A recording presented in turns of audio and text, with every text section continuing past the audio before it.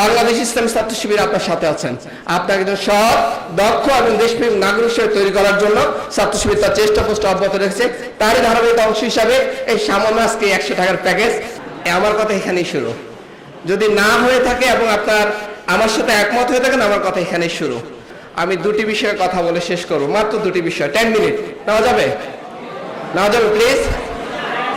আচ্ছা, প্রথমে আমি একটু আপনার rise up your hand with stick.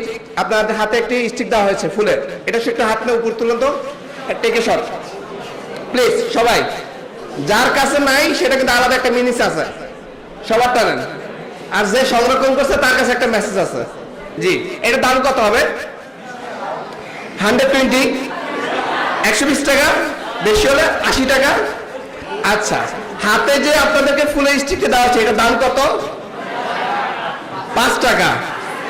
80 আর 5 কত? 85 টাকা। নিঃসন্দেহে আয়োজক বৃন্দ যে নাস্তা আপনাদেরকে সার্ভ করবে তার নিশ্চয় 15 থেকে 20 টাকার বেশি হবে না? Am I right? কত হচ্ছে দাম? 110 টাকা, মানে 100 টাকার মধ্যে। হয়তো মাহমুদের বাজেট দিয়ে দিচ্ছে আয়োজকদেরকে যে 100 টাকার মধ্যে যা করে 100 টাকার মধ্যে খাওয়া যাওয়া প্যাকেট করে বাড়িতে পাঠিয়ে দাও, ঠিক কিনা? ঠিক। Let me finish. আমি যেটা বলতে চাচ্ছি, এখানে আপনাকে 100 টাকা দিয়ে, 100 টাকার প্যাকেজ দিয়ে কেন আপনাকে ব্যানারের আন্ডারে নিয়ে এসেছে? একটা ব্যানারের নিচে আপনাকে 100 টাকা দিয়ে কি বিক্রি করতে এসেছে? 100 টাকার মার্কেটিং করার জন্য কি আপনাকে ব্যানারের সামনে নিয়ে এসেছে? না। আমার কথা এখানেই শুরু। যদি না হয়ে থাকে এবং আপনার আমার সাথে একমত হয়ে থাকেন, আমার কথা এখানেই শুরু। আমি মনে করি বাংলাদেশের একমাত্র প্রধান সমস্যা হচ্ছে নেতৃত্ব। আমি ভুল বলেছি? একমাত্র সমস্যা নেতৃত্ব। আমি আপনার হাতে যে স্টিকটি তুলে দেওয়া হয়েছে, আমি স্পষ্টভাবে বলছি, আপনি আপনার নিজের হাতে এ দেশের নেতৃত্ব আপনি তুলে নিয়েছেন। আপনাকে কেউ জোর করে প্লাস পাই দেয়নি, আপনার বাসায় কেউ প্লাস পৌঁছে দেয়নি।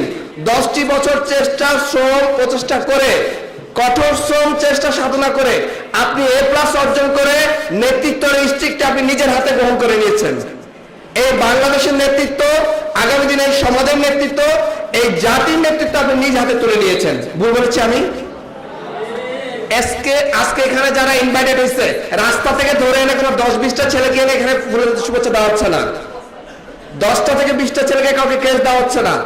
আপনাকে কেস দেওয়া হচ্ছে বিকজ আপনি জিপিএ 5 পেয়েছেন। সো নেতৃত্বটা আপনি নিজে তুলে নিয়েছেন, আপনাকে কেউ নেতৃত্ব দেয়নি। সো আমি বলতে চাই, আগামী দিনের বাংলাদেশকে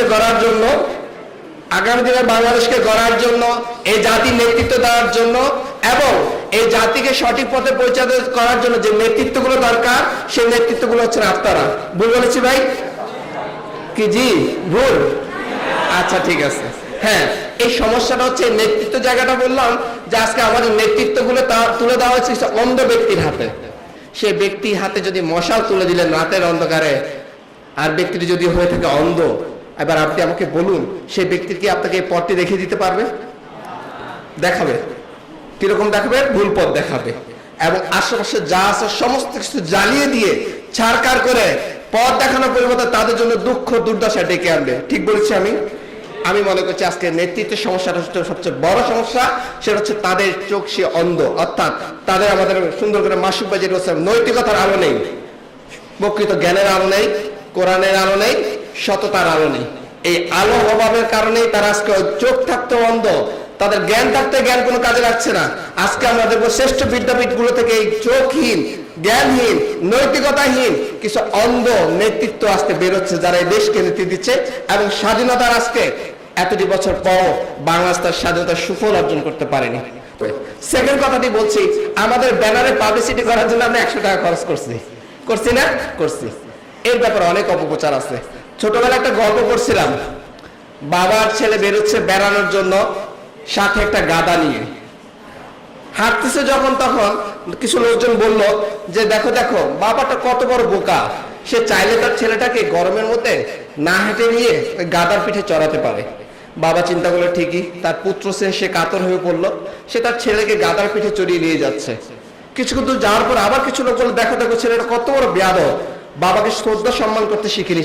সে তার ছেলেকে, সে নিজে গাদার পিঠে চড়ছে আর বাবাকে হেঁটে হেঁটে নিয়ে যাচ্ছে। বাবা রাগ হয়ে তার গালে একটা চর মেরে তাকে নামে নিজে গাদার পিঠে চলে যাচ্ছে।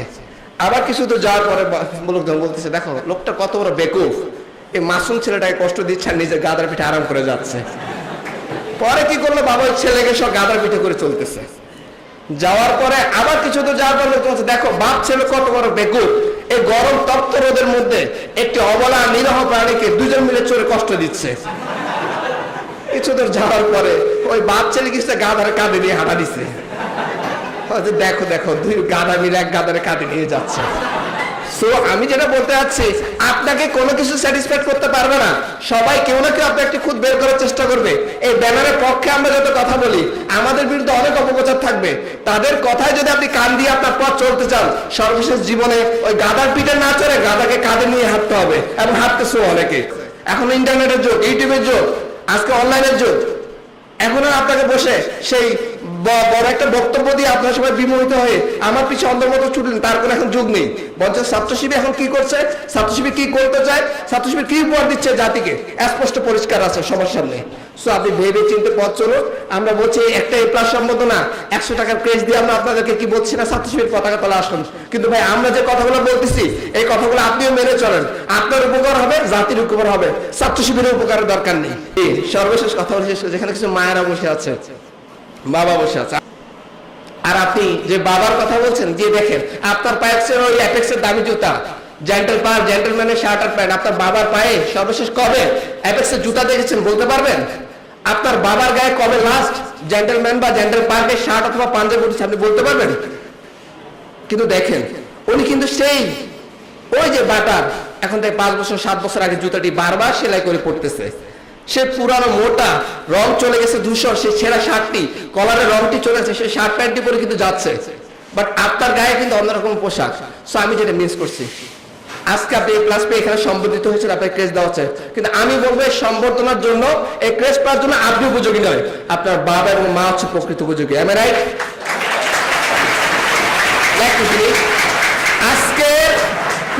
আজকের এই ক্রেজটি নিয়ে, আজকের এই ক্রেজ ফুলটি নিয়ে প্রথমে গিয়ে কাকে কি করবেন? মাকে আর বাবাকে গিয়ে বলবেন যে নেন, এটা হচ্ছে আপনারা কি। আমি আজকে সম্বোধিত হতে পারি দুনিয়াবাসীর দৃষ্টিতে, কিন্তু আমার আল্লাহ জানে, আমি জানি সম্বর্ধনা পাওয়ার সবচাইতে বেশি যোগ্য এবং উত্তরাধিকার হচ্ছেন কে? আপনি। পারবেন না ইনশাআল্লাহ?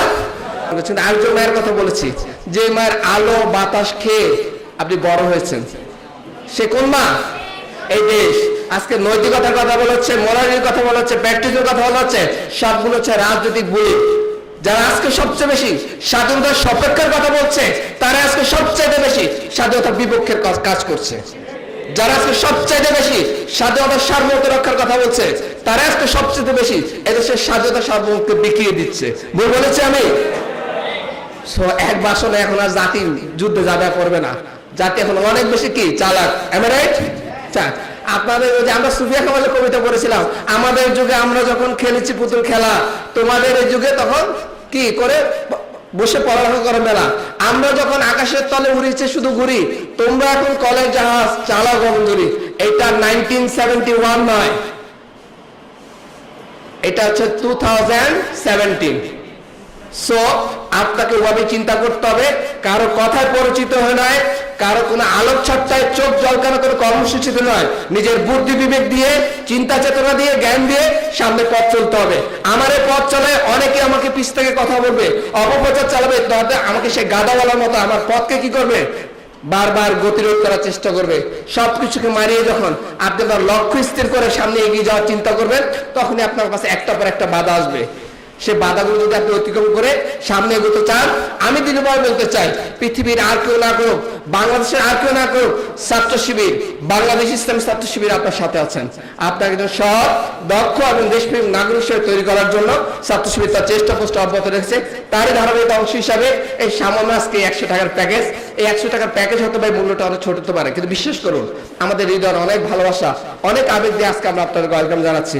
আমরা মনে করছি আগে দিনে দেশ এবং জাতি গড়ার জন্য আপনারা সেই ভূমিকা পালন করবেন, এবং ছাত্র শিবিরের সকল আদর্শিক এবং গঠনমূলক কর্মকাণ্ডের সাথে একমত হয়ে আমাদের পথ চলাকে আরো অনেক বেশি সংগঠিত করবেন, আরো শক্তিশালী করবেন, এই আশাবাদ ব্যক্ত রেখে আবারও এই ক্লাস প্রাপ্ত ছাত্রছাত্রী ভাই বোনদের শুভেচ্ছা জানিয়ে, আমাদের অভিভাবকদেরকে অভিনন্দন মোবারকবাদ জানিয়ে আমি আমার কথা শেষ করছি। আসসালামু আলাইকুম।